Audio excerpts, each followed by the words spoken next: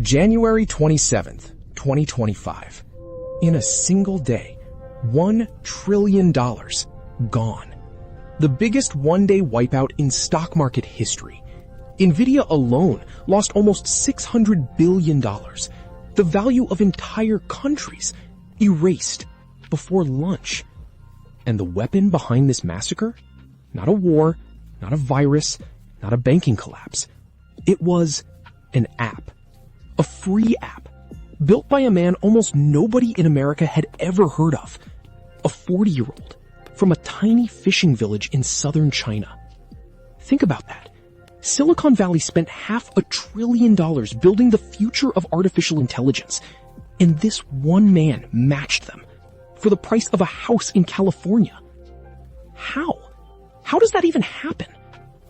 Well, today, we open the case file. Who is Liang Wenfeng? A genius? A thief?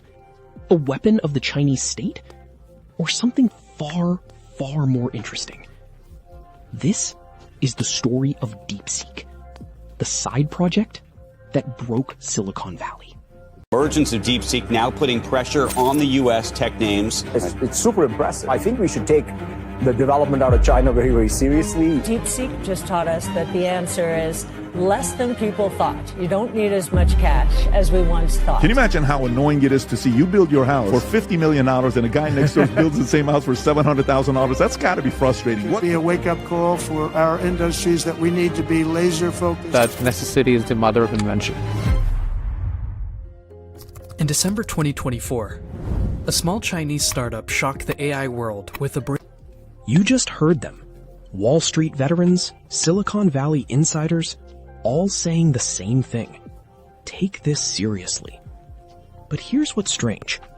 When the entire world turned its cameras toward the man responsible, they found nothing.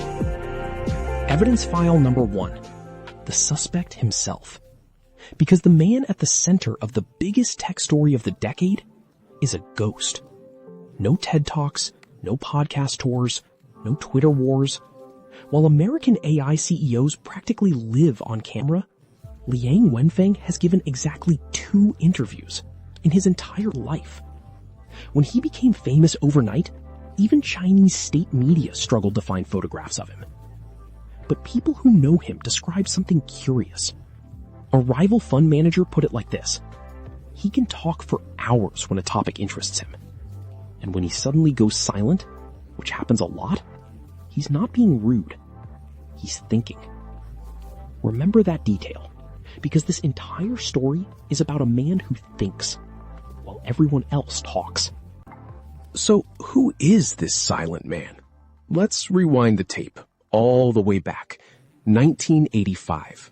Miling Village, Guangdong Province, southern China. A place so small, most maps don't bother labeling it. His parents? Both primary school teachers. No wealth, no connections, no shortcuts.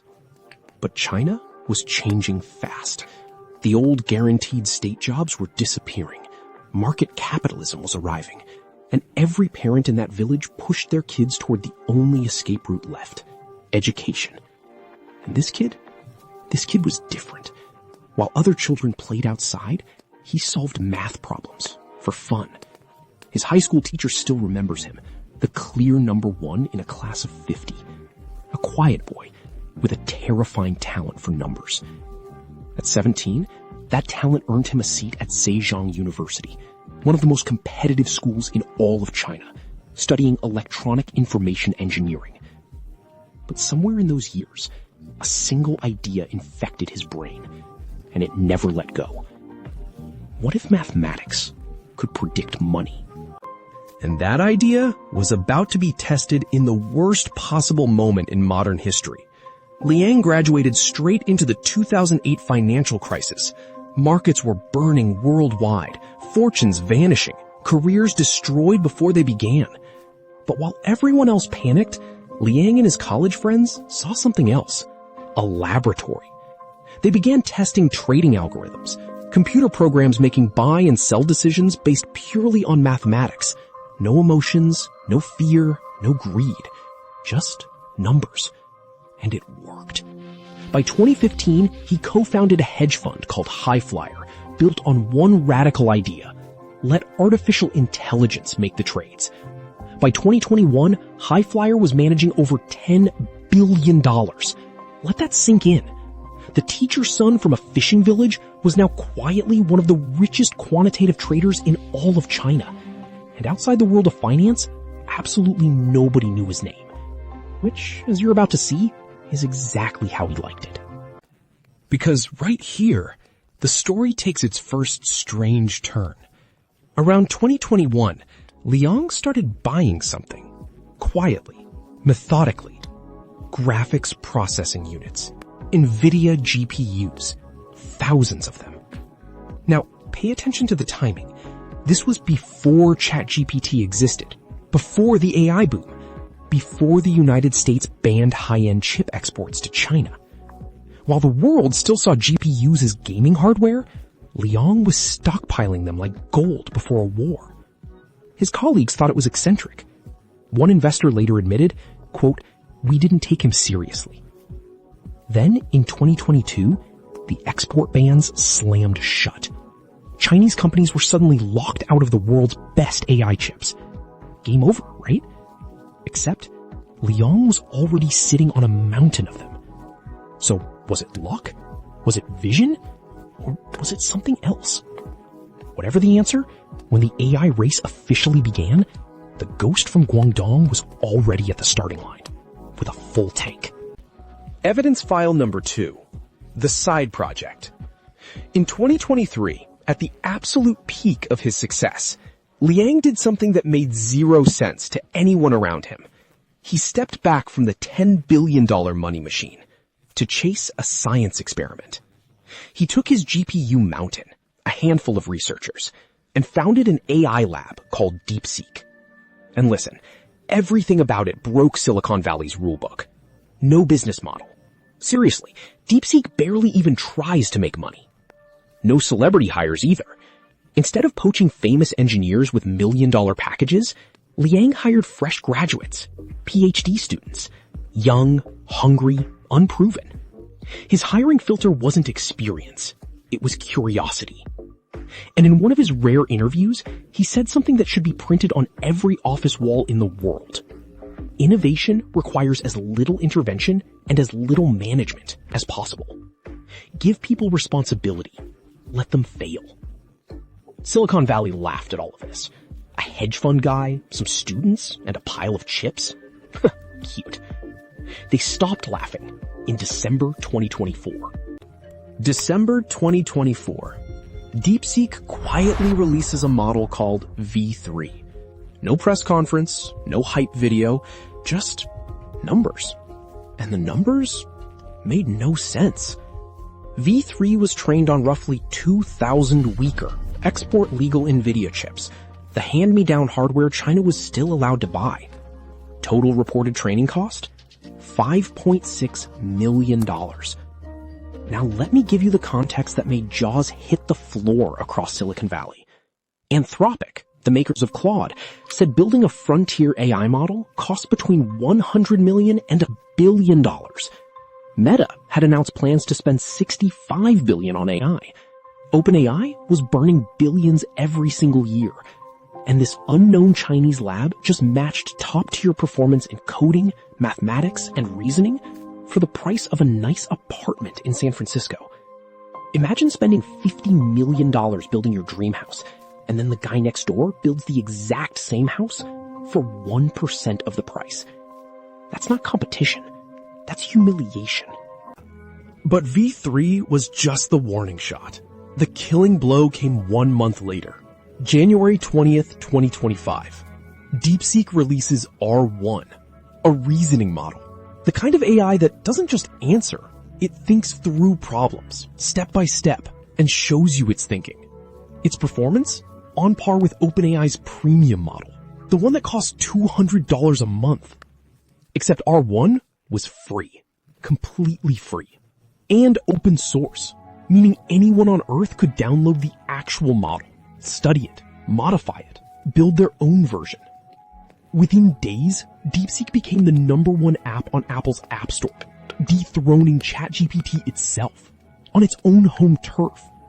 Millions of users flooded in, and for exactly 7 days, Wall Street didn't understand what had happened. Then, on Monday, January 27th, it understood. Because if world-class AI could be built this cheaply, why exactly were investors funding $100 billion spending sprees? The answer came fast, and it came brutal. $1 trillion, vaporized in a single trading day. They called it the Sputnik moment of AI. Now, pause, because here's the question everyone was screaming. How? How do you build frontier AI for 1% of the cost? The answer is genuinely beautiful, and it's the biggest lesson of this entire story. Constraints breed creativity. See, America's chip ban was designed to cripple Chinese AI. Instead, it forced DeepSeek's young engineers to squeeze every last drop of performance from inferior hardware. They couldn't brute force their way to intelligence like the Americans, so they engineered their way there. Their secret weapon? A technique called mixture of experts. Instead of one giant brain answering every single question, the model is divided into specialized experts, and only the relevant ones wake up for each task. Think of it like a hospital. When you break your arm, the entire hospital doesn't treat you, just the orthopedic team. Everyone else keeps sleeping. That means massive savings in computing power. So here's the irony of the decade. The chip ban didn't stop China. It taught China efficiency. Washington built a wall and accidentally built a better competitor. Evidence file number 3, the heist question. Because Silicon Valley needed an explanation for its humiliation, and it found a very comfortable one. He cheated. Within days, OpenAI accused DeepSeek of something called distillation, secretly using ChatGPT's own outputs to train R1.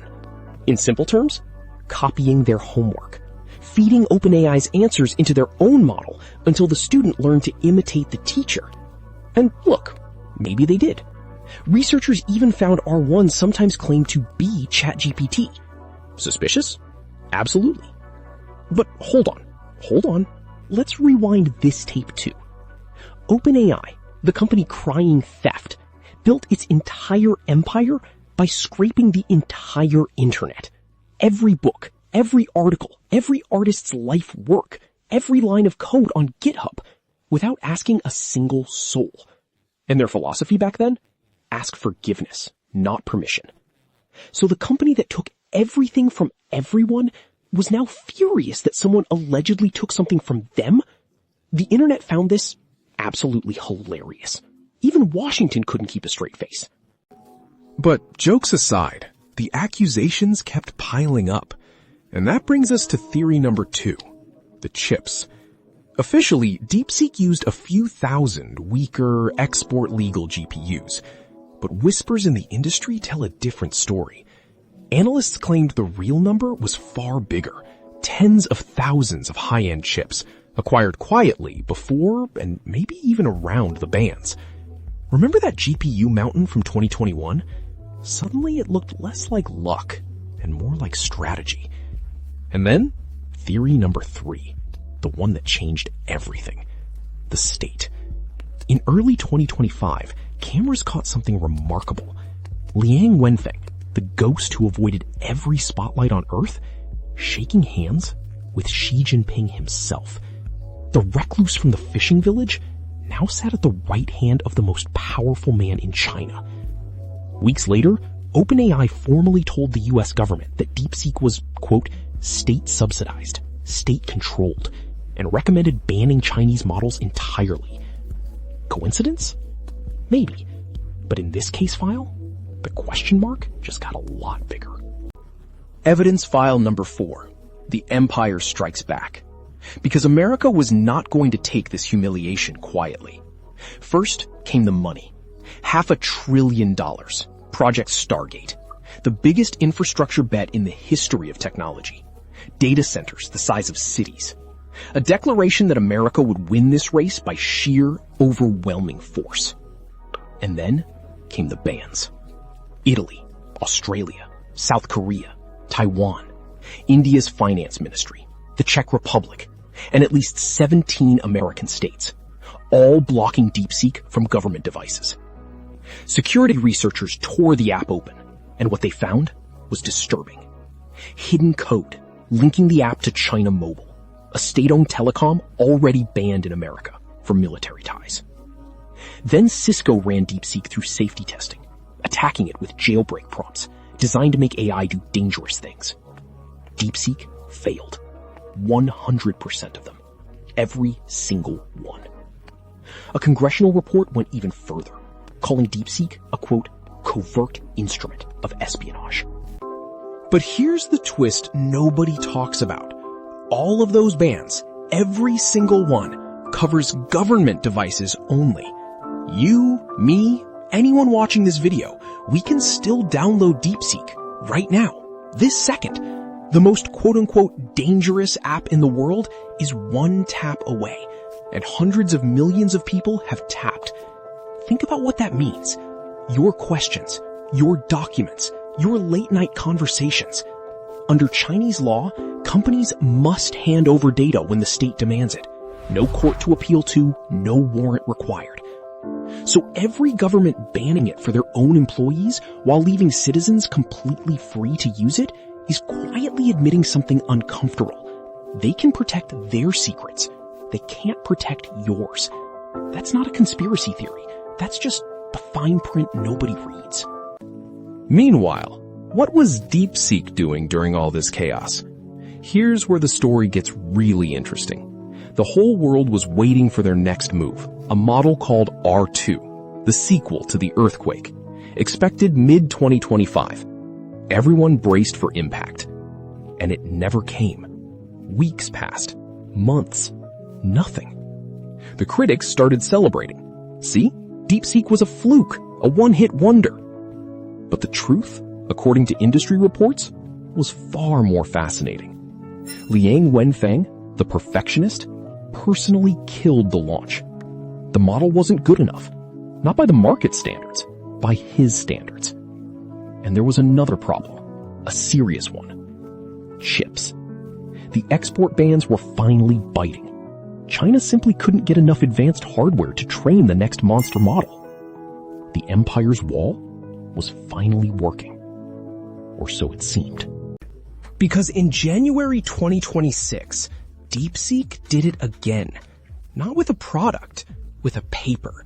A research publication describing a brand new way to train AI models, with Liang Wenfeng's own name on the author list. Without drowning you in jargon, here's what it means. A method that lets you build powerful AI without the billion-dollar computing bills. Published openly, for free, for everyone. Any small startup, any university lab, any teenager with ambition could now build on it. And then in April 2026, the next bombshell. DeepSeek dropped V4, their newest flagship model. But this time, the story behind it was explosive. Investigative reports claimed V4 was trained on smuggled chips, thousands of high-end GPUs, dismantled in third countries, shipped into China piece by piece, and reassembled. Nvidia calls the smuggling story far-fetched. China calls it innovation. Washington calls it a crime. And the truth? Locked somewhere inside a data center in Hangzhou that no journalist will ever enter. So, step back for a second and look at what this war has actually become. On one side, America. $500 billion. Stargate. The biggest companies on Earth. OpenAI, Google, Meta, Anthropic.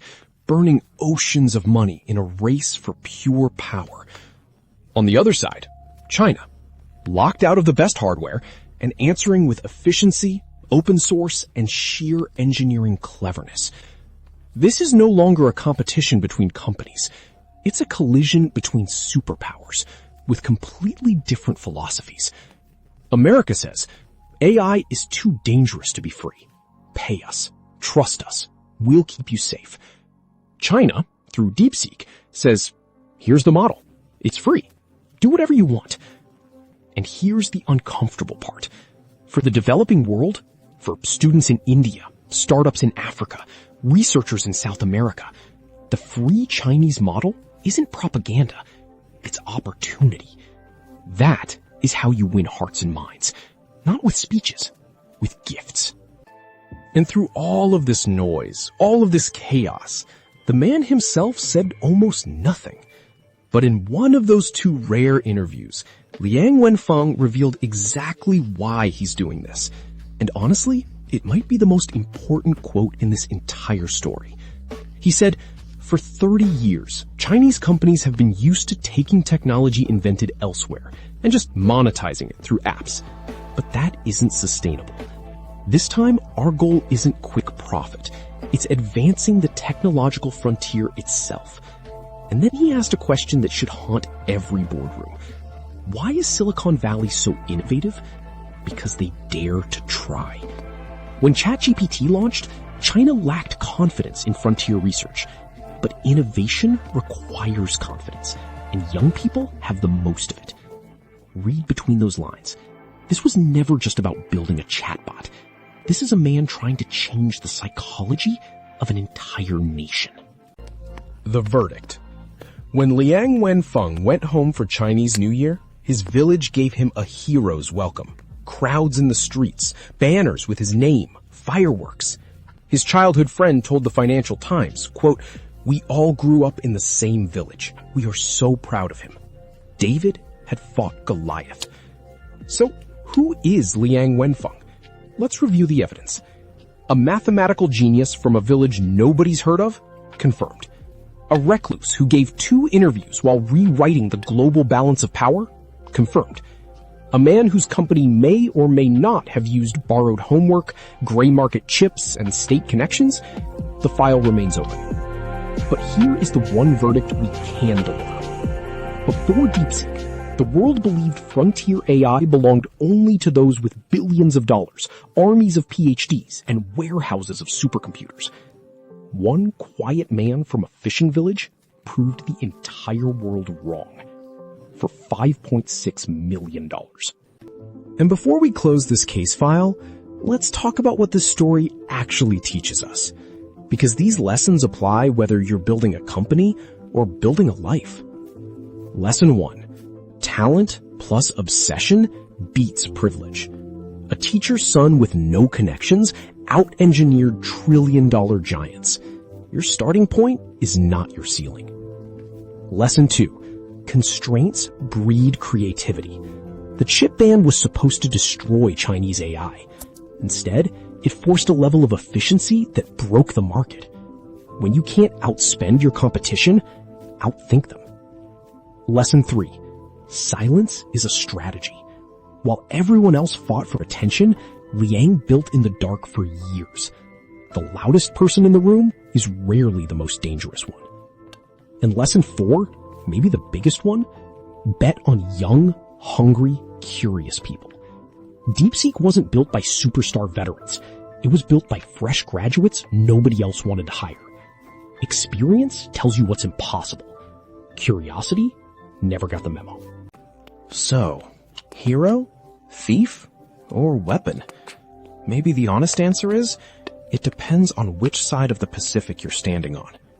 In America, Liang Wenfeng is a threat wrapped in a mystery. In China, he's a national hero. And in the rest of the world, he's the man who made cutting-edge AI free. What we know for certain is this. The AI race is no longer a competition between companies chasing profit.